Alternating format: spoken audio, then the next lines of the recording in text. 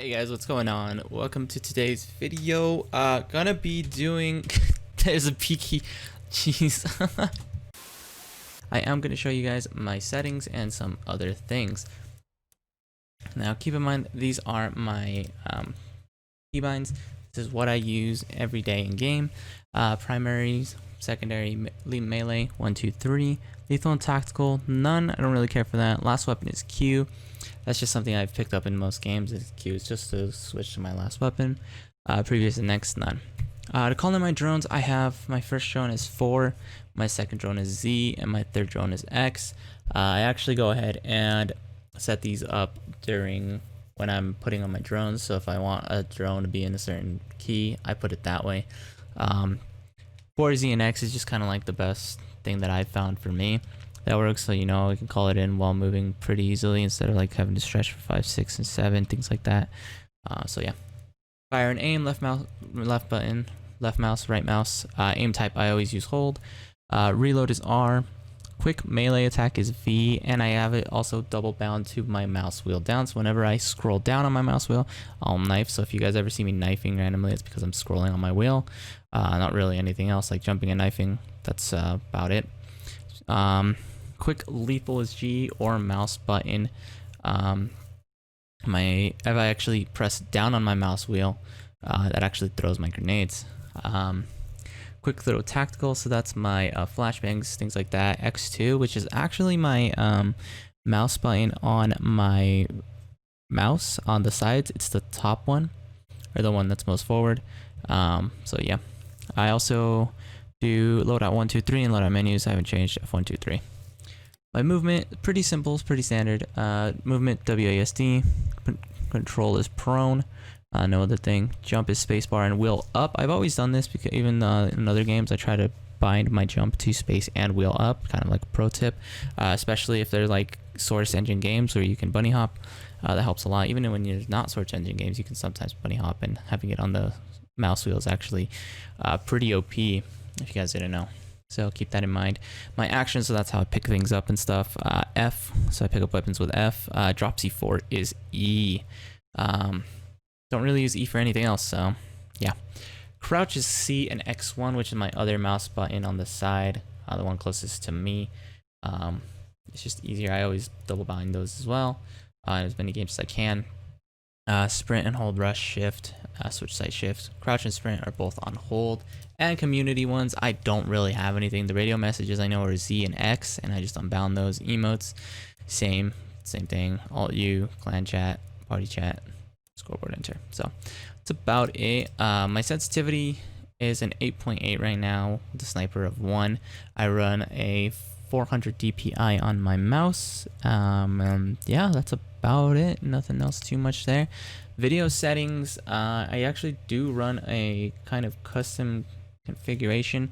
Alright, so what you're going to want to go ahead and do is go to wherever Ironsight's installed. If you installed it on Steam like I did, you're going to go here, go to your Steam apps, common, Ironsight WPG, and then INI. You're going to want to go ahead and open your local one with the notepad if it doesn't give you anything.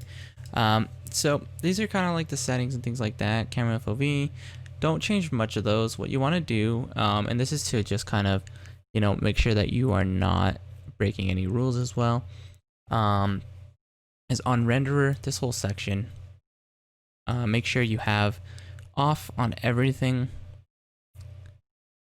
true on disable local ref, max anisotropy, just put 1, HDR quality off, and effect quality off. Texture quality, I left that as extra. That's just because of streaming and things like that, and YouTube videos, so the skins look good and everything. So yeah. But however, what this will do is this will make your game run a little bit smoother. I gained a few frames of performance difference, but it does make your home screen look super bright like this. So that's the only downside, to keep that in mind.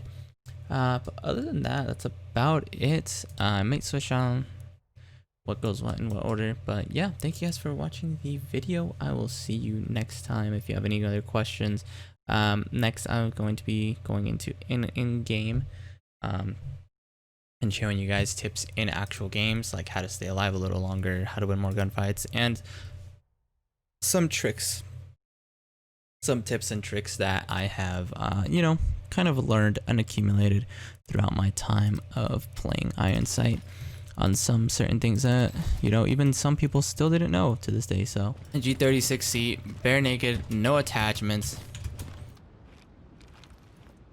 That's it. As you can see, these iron sights are pretty okay.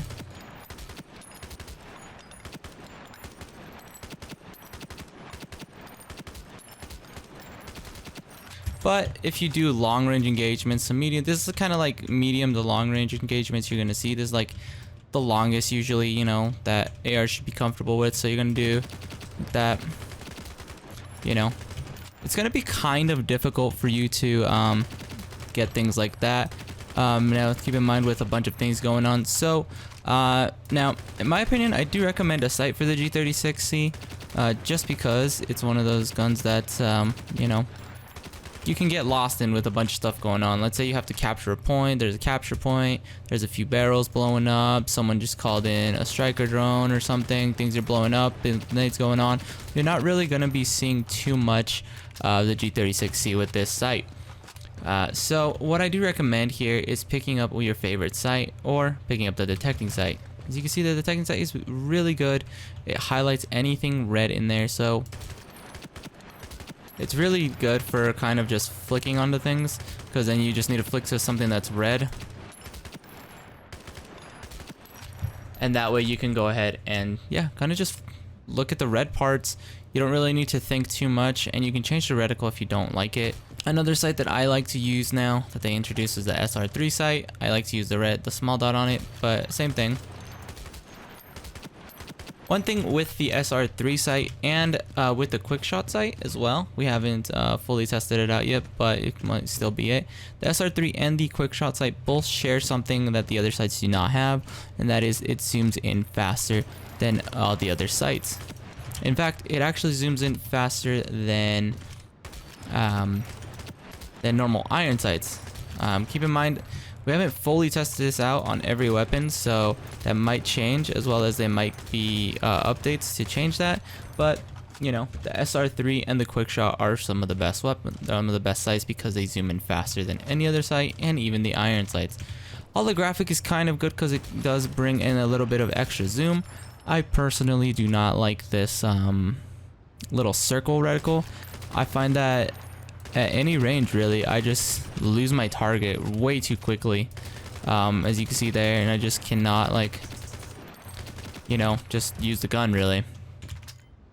ACOG is pretty cool, but it's not really that useful. This recoil, it actually, you'd notice the recoil more the more your sight zooms in, if you guys didn't know that. So the less your sight zooms in, the less recoil you notice, and that's actually why I like the SR3 a lot more than the quick shot, because the quick shot actually does have a little bit of zoom to it, where the SR3 does not. Another sight, clear sight, doesn't have any zoom to it whatsoever, so keep that in mind.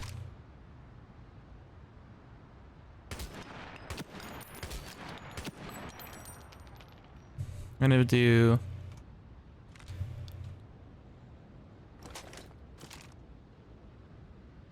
gonna put a comparison of the screen for you guys. So yeah, hopefully you guys enjoy that one. I'll see you in another video. Subscribe and, like, you know, hit the bell thing if you want some more stuff. Yeah, hopefully this wasn't too boring. I try to give as much as I can to kind of answer a bunch of things. And yeah, I'll see you guys later.